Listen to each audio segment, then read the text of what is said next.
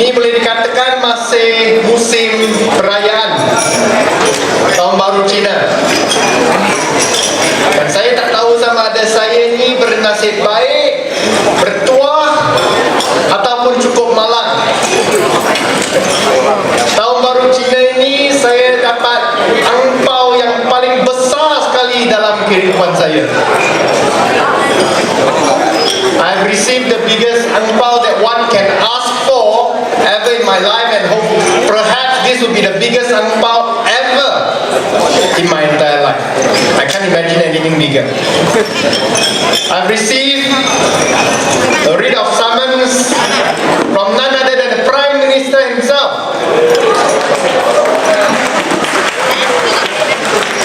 who claimed that I have defamed him when I spoke on the mother of the mother of the mother of all the scandals, One Malaysia Development Berhad.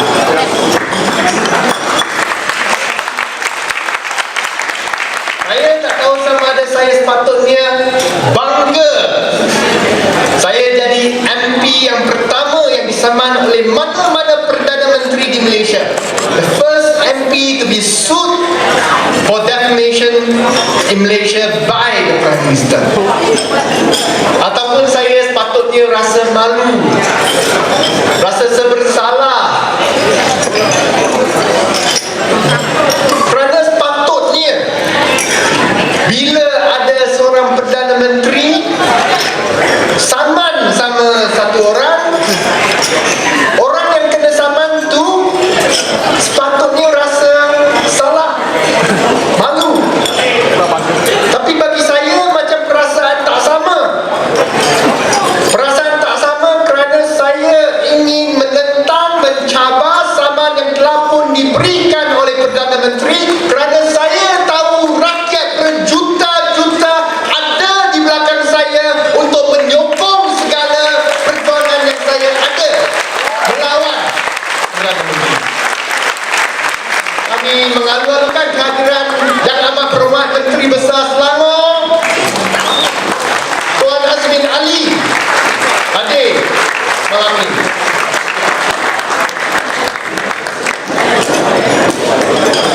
Dan dalam perkara ini kita dah lihat 1 bulan sejak hari pertama Tahun Baru Cina. Belum 1 bulan lagi, 3 minggu saja. Dokumen-dokumen yang terbongkar mengenai aktiviti-aktiviti 1MDB dengan satu syarikat yang namanya bunyi wangi, besar, Petro Saudi, petroleum dengan Saudi Arabia, tak ada yang boleh jadi salah. Tetapi sebenarnya Petro Saudi sebuah syarikat yang langsung tidak beraset, yang tidak ada wang. 1MDB entered into a joint venture in 2009 with a company called Petro Saudi to form 1MDB Petro Saudi. But what we found out only 2-3 weeks ago was the fact that they signed a very ridiculous agreement. How ridiculous? They signed an agreement to say that they will invest 40%, $1 billion. Petro Saudi will invest $1.5 billion for 60%. On the surface, pada permukaannya macam tidak ada salah. Okay, what? 40% 1 billion, 60% 1.5 billion. Tapi apa yang 1MDB dan Kerajaan Barisan Nasional tidak bagi tahu kepada rakyat pada masa itu adalah dalam syarikat yang baru saja ditubuhkan, syarikat kosong, sudah ada hutang 700 juta US dollar. Terus sign masuk 1 billion US dollar, 700 juta US dollar terus dikeluarkan masuk dalam akaun Petro Saudi. Where got so stupid people one? Sign a joint venture agreement today, put in 1 billion straight away, like your joint venture partner take out 700 million the next day.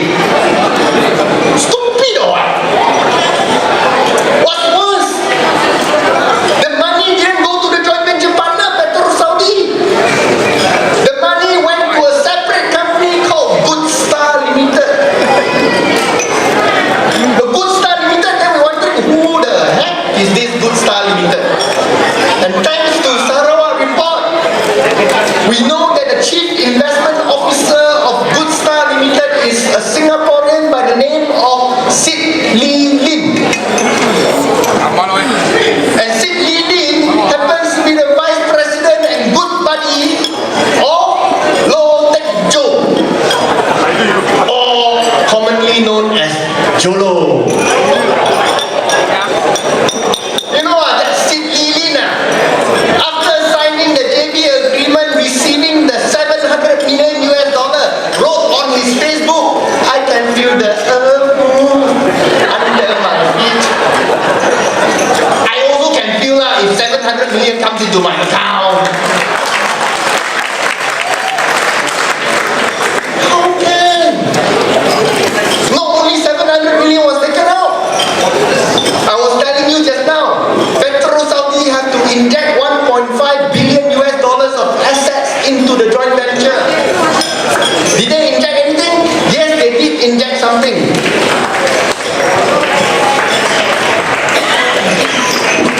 I would like to say a welcome to Dato' Ambiga Srinivasan, former chairman and Bureau of Trade, and who is a persistent supporter of good governance and transparency in Malaysia. They injected 1.5 billion. What assets did they inject? They injected some oil reservoir in Caspian Sea. Okay? Oil reservoir in Caspian Sea supposedly worth 2.7 billion. Wow, so kind, huh? 2.7 billion oil reservoir, you only take shares of 1.5 billion. Sounds like a good deal for one MDB. Except it's not. Why? Because the oil reservoir is not Saudis. It is another company. This other company goes by the name of Brickfields Energy. They signed an agreement with Turkmenistan to explore that area called Serda Fields in Caspian Sea. And even that agreement is problematic. Why is that agreement problematic? Because that Serda Fields lies in a disputed area of Caspian Sea. It is disputed between Turkmenistan and Azerbaijan. So nobody can develop anything there. You can sign whatever contracts you want, you can never develop anything there. They signed it in 2008. Until today, that field has not been developed because Azerbaijan and Turkmenistan cannot resolve their border dispute problems. But that's fine. So what exactly did Saudi have that they injected into 1MDB? They have what they call a farm-in agreement. Something like a working agreement with Brickfields. Tell you what, Brickfields, you got the oil reservoir. I, Saudi, will fund all the exploration in exchange for 50% of the oil revenues. So all they have is a production sharing agreement with Brickfields. They don't own the assets. What is worse? What is worse is after signing the joint venture agreement on 28th of September, come 14th of November, Saudi terminated the farm-in agreement with Brickfields. So they don't even have the right to explore or earn revenue from any asset in Caspian Sea after 14th of November. So what we have essentially is stupid 1MDB put in $1 billion for 40% and Saudi put in nothing for 60%. And 1MDB knew about it. They knew about it because when they terminated the farming agreement, that company is already a subsidiary of the joint venture. And 1MDB did not tell Malaysians. They continue. They continue as if everything is hunky-dory. They continue as if all the money is still there. The CEO of 1MDB told reporters, don't worry, the money is still there. We are still looking at options to invest. The money is sitting there, no problem. But when in reality, the money has already been taken. Come audit time, no problem. Why? Ernst & Young look at it. How can some idiot sign a joint venture agreement like this? Oh, I cannot sign. Ernst & Young quickly dropped their audit work and ran away. Who else came in? KPMG came in. So KPMG came in and tried to be clever. This thing very hard to sign off. How to show a company so stupid sign this type of agreement? Tell you what, on 31st of March 2010, the last day of the financial accounts, so coincidental, last day of the financial accounts, KPMG reported that the joint venture agreement has been terminated. So since the joint venture agreement has been terminated, no need to report on the details of the joint venture. So what happened to the restructuring where 1MDB sold its shares? The shares, the 1 billion shares that they invested in the joint venture, they sold its shares for 1.2 billion and then converted that sum into a loan to Petro Saudi. So what 1MDB did was find a mechanism to hide the problem in the 1MDB Petro Saudi joint venture. And the KPMG went along with it. They didn't have to report what happened in the joint venture. It became a loan. When we asked the chairman of 1MDB, hey, why is it that you terminated the joint venture? Oh, they said the direction of the joint venture wasn't right. We didn't think the business suited us. So something wrong with the joint venture, they wanted to terminate it, take back their money. That's fine. We all enter into business ventures that sometimes make money, sometimes don't make money. That's normal in business. But what is abnormal is after you decide that joint venture business is not good for you, you sold the business, then you gave the money back to them to spend as they like. At least in a joint venture, I have control over the company. I have a director that signs the checks. When you give it to them as a loan, they do as they like. 1MDB has no powers anymore over the 1.2 billion that they lent to Petro Saudi. Where got companies so stupid one? Unless you are complicit with the entire scam. You are part of the scam to take away money from the Malaysian taxpayers. And one of the documents that was exposed by Sarawak report, it is the loan document called the Murabaha Financing Agreement. The Murabaha Financing Agreement was dated on 14th of June 2010. What's the problem there? The problem is the financial year end for 2010 is in 31st of March 2010. The agreement was only signed in 14th of June 2010, nearly 3 months later. So how come the auditors can allow that transaction to take place in 31st of March and report it in the 1MDB account, hiding the truth from Malaysians, when in actual fact the loan agreement was only signed on 14th of June. And because of this, there is a need for the Malaysian Institute of Accountants to investigate KPMG, whether they were complicit and they abetted the fraud that's happening before their very eyes. They would have seen all the documents. They would know that 1MDB was in trouble even then. And did they play a part to extend their life by hiding this from the Malaysians? 1MDB is supposed to be a strategic development company for Malaysia. Nothing wrong with that. But how come they became the biggest along in town, lending 1.5 billion US dollars to Petro Saudi? This is not 1MDB's business. Worse, 1MDB borrowed money to lend money.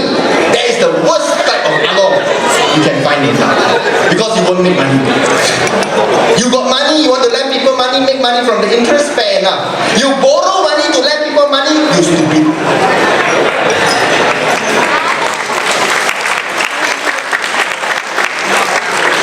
And then we just found out 2 days ago,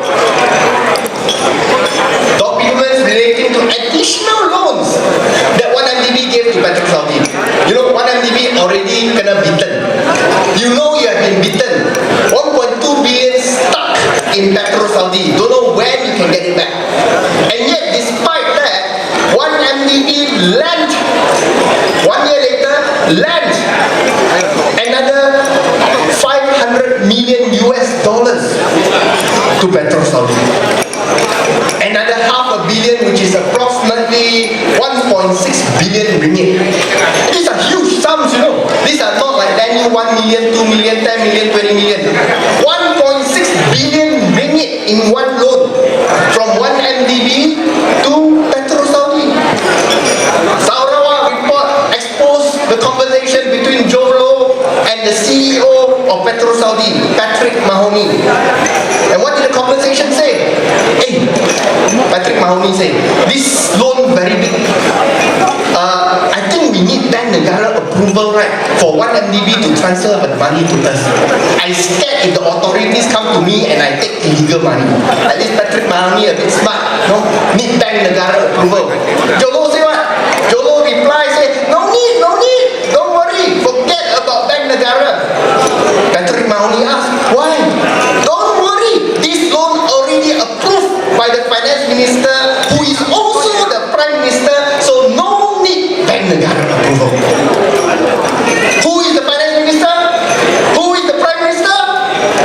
Dato Sri Najib Razak. And it's true. Any loan given by the Malaysian entity above 50 million ringgit must receive the approval and endorsement of the finance minister. In Parliament today, I spoke and I asked on the Prime Minister, who is also the Finance Minister, to reply if what Jho Low said is true. If indeed he approved the loan to be given to Petro Saudi, the additional $500 million US. If indeed he is so good buddy with Jho Low, he told him that Bank Negara not necessary. Because if he didn't, and Jho Low was talking crap, then I suggest that the Prime Minister also issue a summon to Jho Low, because Jho Low is destroying his reputation internationally, even worse than me.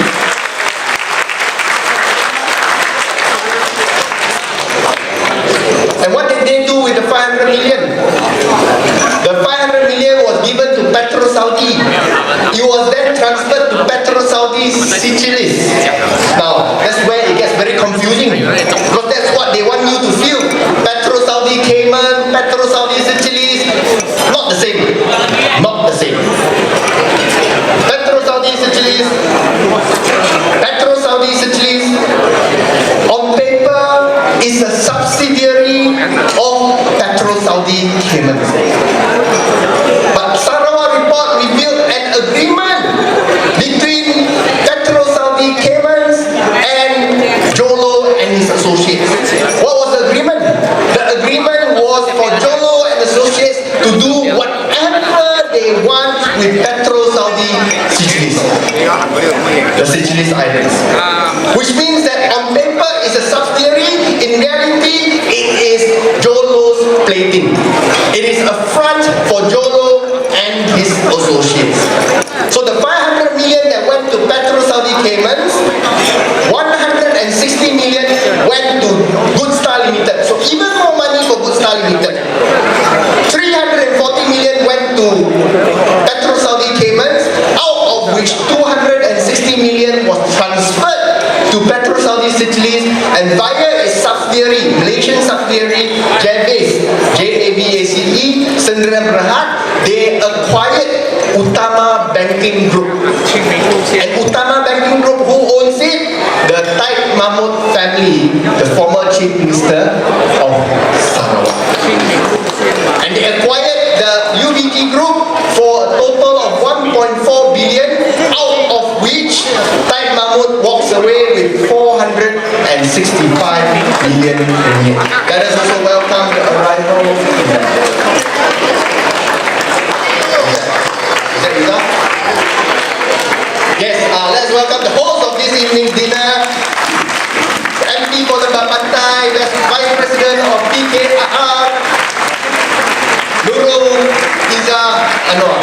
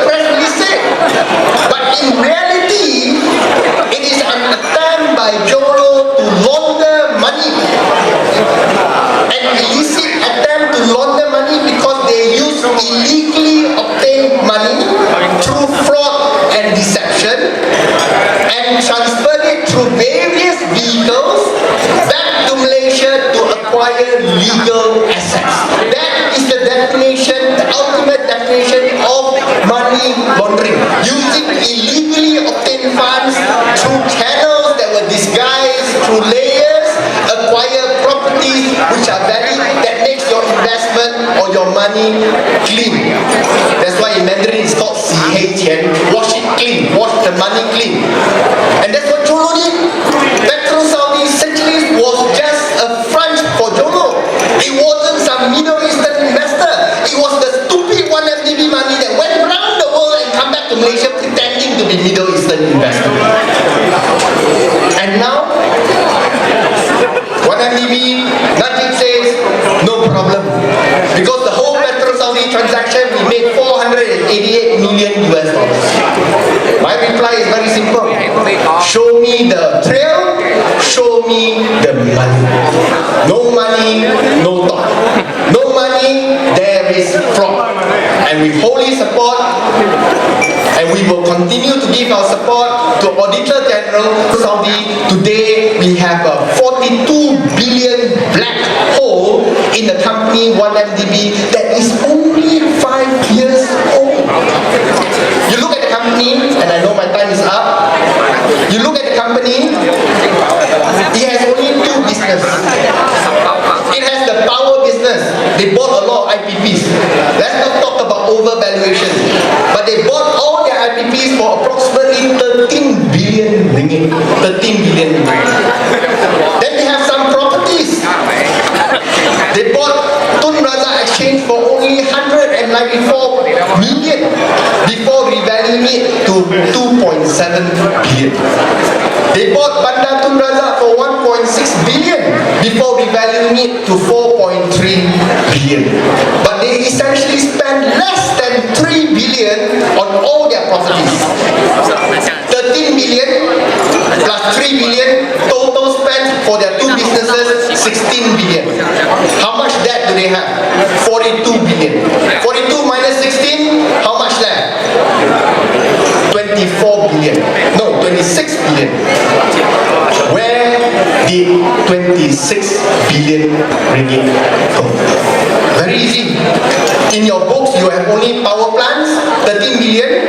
Property, you paid less than 3 billion. Total 16 billion. You have debt of 42 billion. 42 minus 16 is 26 billion. Where did 26 billion ringgit go such that you can't even pay a 2 billion ringgit debt that was due in November 2014? It was extended 3 times before. You have to go to Tan Sri Ananda Krishna and back. Tolong, please help me. I'm desperate. No one wants to lend me money. Please, you got a lot of jobs before. The government has been kind to you. Please lend me 2 billion to save myself. And they have to go to government to ask for additional 3 billion. So the government must answer. This is the biggest ever scandal in Malaysia, and Sarawak report rightly captioned it as the hist of the century. Jho Low, whenever I look at his face now, he has words, "Catch me if you can," written on his forehead. You know the movie, Catch Me If You Can, the Leonardo DiCaprio one. I will make sure I catch him and send him to jail in Malaysia. Thank you very much. Let's work together, let's move towards Putrajaya and get rid of all these useless Barisan Nasional politicians and send all the corrupt ones to jail so that Malaysians will have a better future. Thank you. Terima kasih banyak. Ladies and gentlemen, once again, a round of applause for YB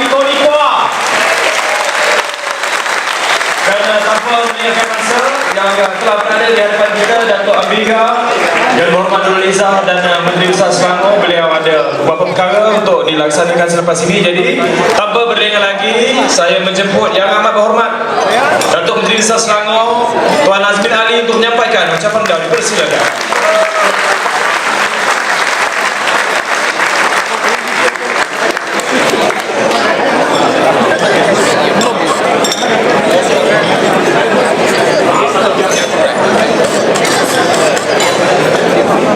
Bismillahirrahmanirrahim.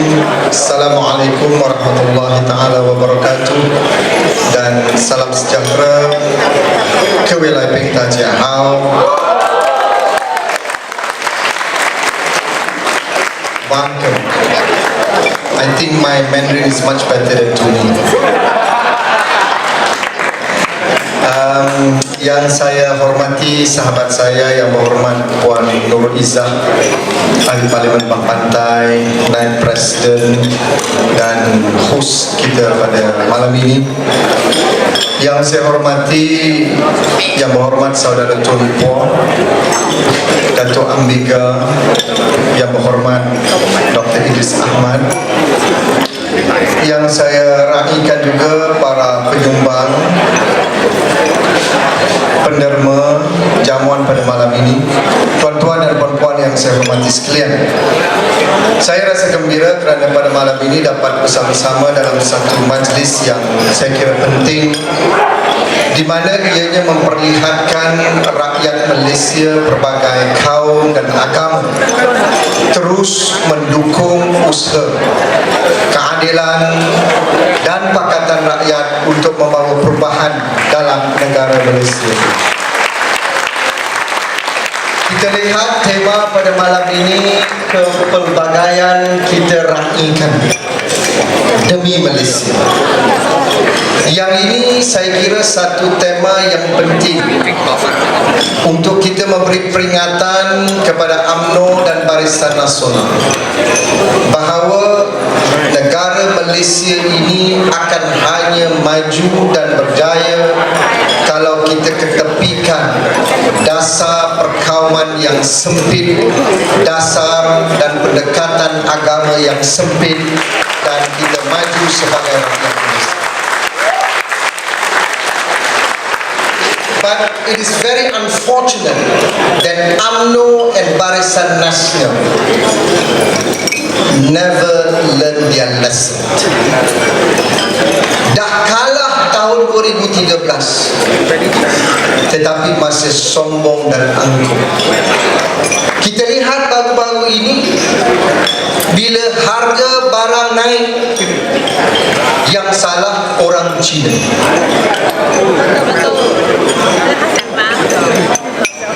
Kalau kita nak fight inflation, ataupun kalau kita nak lawan harga barang yang naik, we fight as Malaysian dan bukan kaum dan agama yang sempit.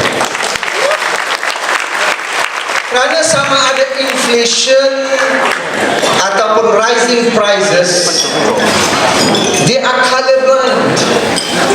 Dia tak kenal kaum, agama dan keturunan. Kalau you fail to manage the economy of Malaysia, then out you go. Let Pakatan Rakyat run Putrajaya Indonesia. Tetapi kalau semua perkara dijadikan asas perkauman, saya bimbang Malaysia akan terus mundur ke belakang. Kalau tuan-tuan dan puan-puan meneliti ucapan yang berhormat Puan Nurul Izzah di Parlimen hari ini, he is a devout Muslim, seorang Melayu, tapi she represents all Malaysians. Bila dia bercakap soal ekonomi, soal keselamatan, soal pendidikan, dia mewakili seluruh rakyat Malaysia tanpa rasa curiga untuk mempertahankan kaum-kaum dan agama yang lain dalam negara. Sebab itu kalau kita ada young leaders in Pakatan Rakyat seperti Tony Poh, seperti Nurul Izzah, saya pun muda lagi, I'm only 50, tapi nampak macam 25, betul? Kalau kita ada young leaders in Pakatan Rakyat who can represent all Malaysians, then we have a better future for all Malaysians, insyaAllah. Sebab itu di Selangor kita telah melakukan yang terbaik. Kita mahu pembangunan di Selangor ini pembangunan yang berkualiti, rakyat dipeduli. That is our theme for 2015. People oriented, quality development. Sebab bukan semua pembangunan itu ada kualiti. Lihat apa berlaku dengan KIDEX. Setelah saya masuk, saya diberikan mandat, saya dengar, saya telah jumpa all the NGOs, RAs, MPs, ADO. Finally, the state has decided no to KIDEX sebab dia tidak membawa kebaikan.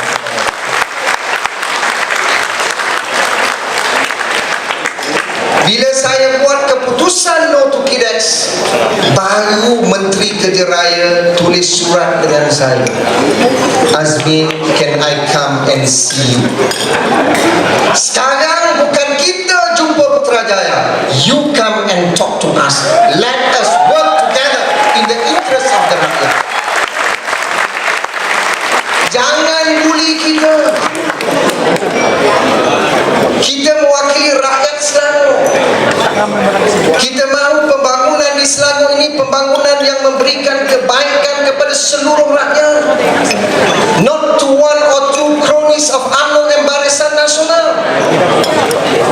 KIDEX siapa chairman dia? Tun Zaki Azmi. Apa you ingat ni mahkamah ke you boleh dictate?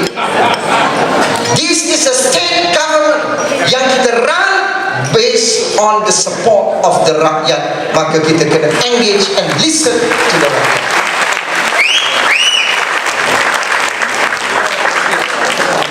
Hari ini kita buat another major decision. No more extension to the water deal agreed by the federal.